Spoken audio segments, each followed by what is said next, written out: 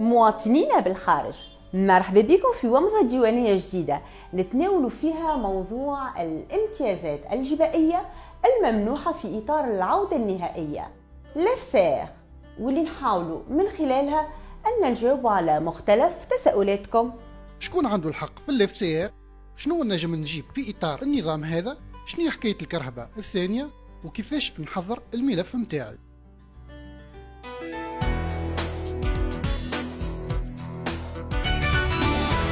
يسمح نظام العودة النهائية للتونسي المقيم بالخارج أنه يورد الأثاث والأمتعة الشخصية إلى جانب وسيلة النقل إذا تتوفر فيه الشروط التالية: أنه يكون حامل الجنسية التونسية وعمره على الأقل 18 سنة بتاريخ العودة النهائية، أنه ما يكونش تمتع بالنظام هذا في السابق، على خاطر كما نعرفوا لفساغ مرة واحدة في العمر وغير قابل للتجديد.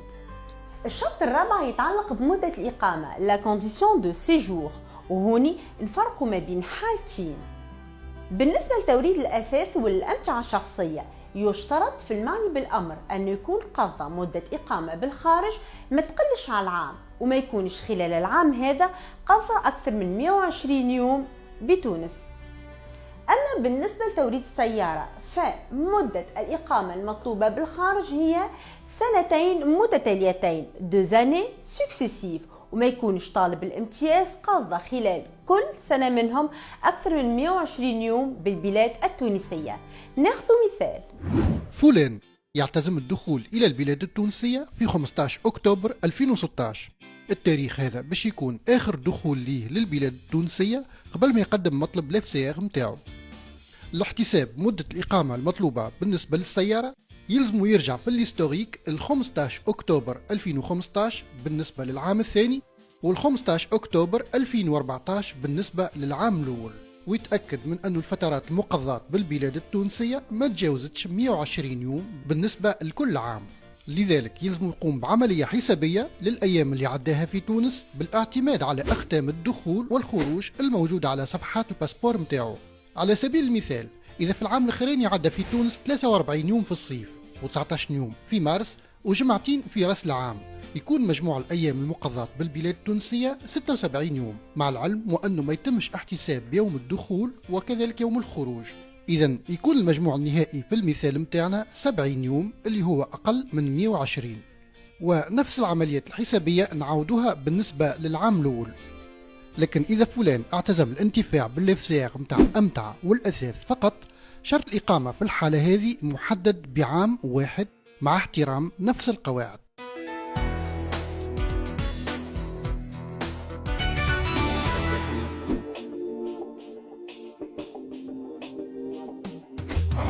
نبداو بالأثاث والأمتعة الشخصية، فاش تتمثل وقديش قيمتها.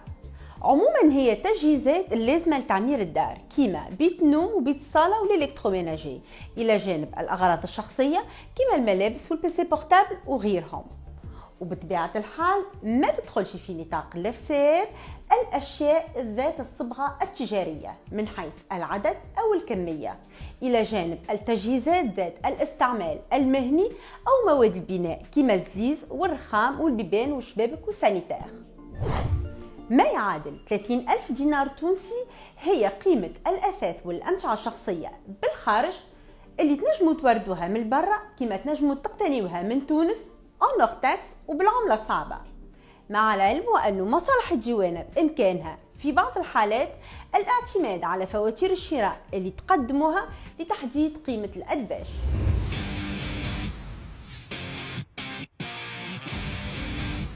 وسيلة النقل الموردة في نطاق لفساغ تنجم تكون كرهبة، شاحنة خفيفة، كاميونات وفورغونات أو دراجة نارية. الدراجة النارية ما تخضعش لشرط السن على عكس الكرهبة والشاحنة الخفيفة اللي عمرها ما يلزمش يفوت بتاريخ التوريد ال5 سنوات à partir de la date de première mise en circulation المنصوص عليه بالكارت غريز. شرط ثاني يخص الشاحنة الخفيفة فقط ويتعلق بوزنها الجملي اللي ما يلزمش يفوت 3 طن ونص.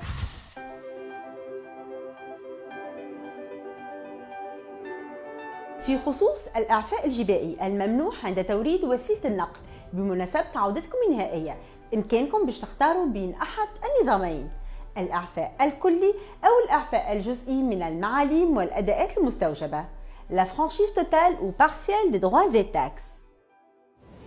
نظام الإعفاء الكلي يعفي طالب الامتياز من خلاص كافة المعاليم والأداءات المستوجبة على وسيلة النقل اللي يقع تسجيلها في إطار النظام هذا بالسلسلة التونسية نونتا RS، وتبقى وسيلة النقل خاضعة لشرط عدم التفويت فيها لمدة غير محددة، التحجير اللي نلقاوه منصوص عليه على شهادة التسجيل المسلمة من قبل مصالح النقل البري.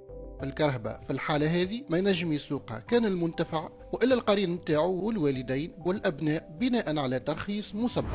الإعفاء الجزئي من المعاليم والأداءات الديوانية يسمح بتسجيل السيارة بالسلسلة التونسية العادية تونس، وعلى عكس الإعفاء الكلي النظام هذا يخول لصاحب السيارة أنه يفوت فيها عن طريق البيع أو غيره. اختيار الانتفاع بالإعفاء الجزئي يستوجب دفع نسبة 25% أو 30% من مجموع الأداءات والمعاليم الموظفة على السيارة حسب المعايير التالية: 25% بالنسبة للسيارات السياحية اي انرجي ايسانس واللي ما تفوتش السيلندري متاعها 2000 سنتيمتر كوب، وكذلك السيارات ديزل اللي السيلندري متاعها ما تتعداش 2500 سنتيمتر كوب، ودفع نسبة 30% من لي دغوا تاكس بالنسبة للسيارات السياحية اللي تتجاوز سعة الاسطوانة متاعها القيم اللي ذكرناها. الشاحنات الخفيفة وكذلك الدراجات النارية تخلص 25% بقطع النظر على سعة الاسطوانة متاعها.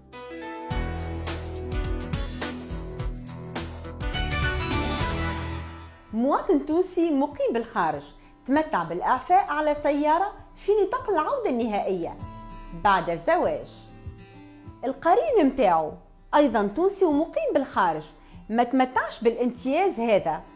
الأندرا ما عادش عنده الحق في الإفسير؟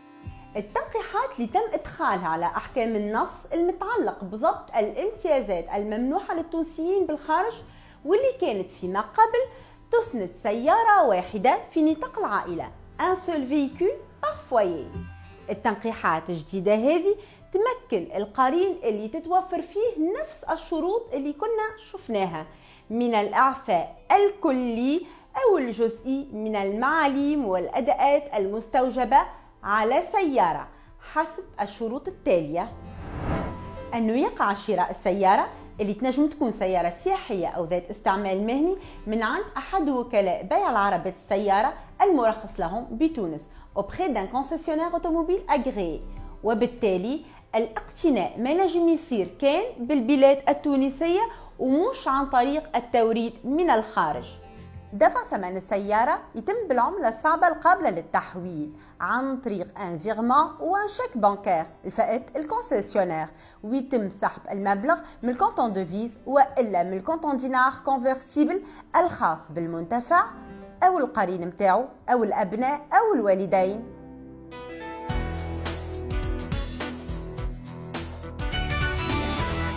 للانتفاع بامتيازات العودة النهائية يلزمنا نقدموا ملف المصالح الديوانة، نشوفوا مع بعضنا شنو هي الوثائق المطلوبة وين ووقتاش نصب الدوسي متاعي.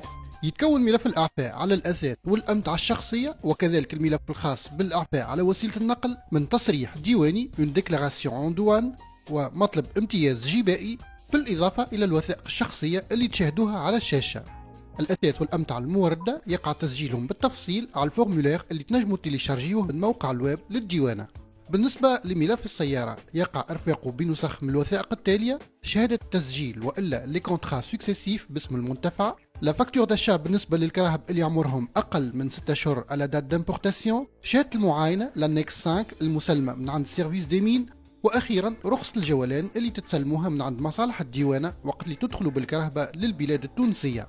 اون فوا حضرتوا الوثائق متاعكم صبوا الملف الخاص بالأثاث والأمتعة بمكتب الدخول، يعني مكتب الديوانة اللي وصلت فيه الأمتعة. أما بالنسبة لملف السيارة فيقع إيداعه إما بالشباك الموحد وإلا بالبيرو دو راتاشمون اللي هو أقرب مكتب جهوي بالنسبة لعنوانكم. واخيرا نذكركم انه الاحكام الجديده المتعلقه بضبط الامتيازات الممنوحه للتونسيين بالخارج تمكنكم من اجل العامين باش توردوا من البرا والا تشريوا من تونس ان اور تاكس الاثاث والامتعه الشخصيه ووسيله النقل. اجل العامين هذا يتم احتسابه بدايه من تاريخ العوده النهائيه، يعني تاريخ اخر دخول لكم للبلاد التونسيه اللي يسبق مباشره تاريخ ايداع الملف. أو تاريخ تحديد العودة النهائية اللي تنجموا انتم بيدكم تتحصلوا في شأنه على موافقة من الإدارة الجهوية للديوانة المختصة ترابيا. قرار تحديد تاريخ العودة النهائية La décision de fixation de la date du retour définitif تمكنكم مجددا من الدخول والخروج للبلاد التونسية. بالتالي التحركات الحدودية هذه ما يتمش أخذها بعين الاعتبار عند احتساب مدة الإقامة المطلوبة.